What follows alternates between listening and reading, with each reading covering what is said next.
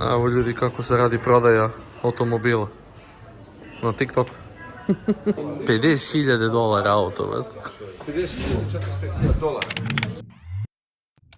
Ljudi, ja sam ušao u neku firmu, ne znam nijako je ovo marka. Ne znam ni kako se zove ovaj čale bez tima. Da vam pokažem kako izgleda auto. I ima kako se zove, pazite što ima personal assistant. I bukvalno vam bleji tu. I onda imate ovaj ekran i sve. A jako je kvalitetno unutra, iskreno. Autopilot. Šta, gore? I samo ovo otvara bukvalno.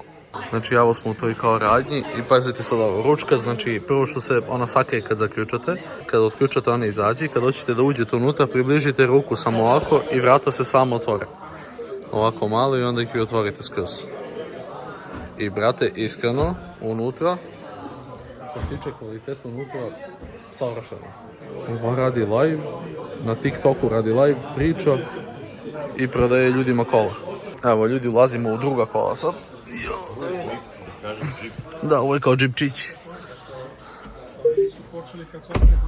I unutra, brate, gledaj ti koji su to materiji. Što me gura sedište, namešta mi. Okej. Što prvi viče vaša, ha? Cup holderi. Ma gledaj ti kako ovo lepo, bre, ovdje nekako. Evo ga ovaj. Će ti izaći odavde, neće? Gdje si, majstore?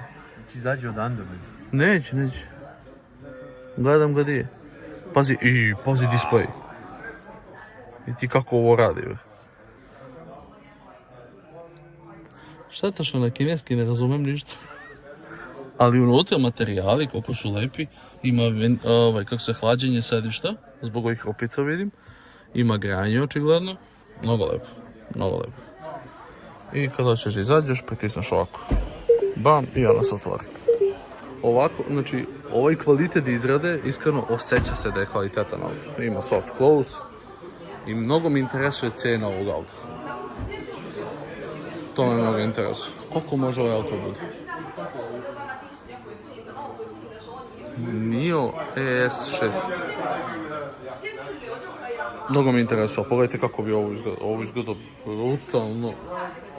brutalno iskreno. I najbitnija stvar ima ove kamerice koje su, vidi se da su napravljene sa razlogom tu. Mora pitamo koliko košta ovaj auto. Mnogo mi interesuje. Dolar auto, već. $50.000 i $45.000. Znači, da, evra. Čekaj, kako su ovo? Ovo ne može? Ladno bi A? Okej. GG.